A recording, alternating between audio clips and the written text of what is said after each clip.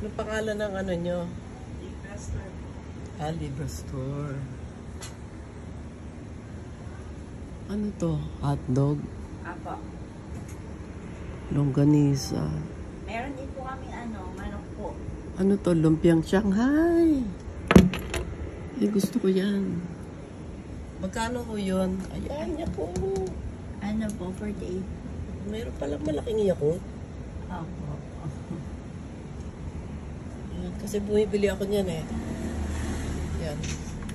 Ayan, ano to? Footlong. Food lang po. Ayan, footlong. Nabili rin po kayo niyan. Yung anak ko nagtitinda doon Okay po. ng ganyan. Sa Patricia. O see, may koji.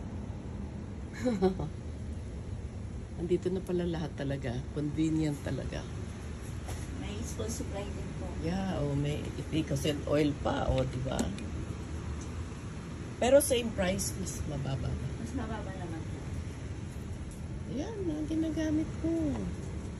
Ayan, mama ko, dito ko na pabibilihin ng tissue. Ito naman po yung pag sa nagluluto po na tissue. Ah, panluto? Apo. Magkano yung ganyan? 50 po. Ah, okay. Ito tissue rin. Na maliliit po. Oh, may wipes.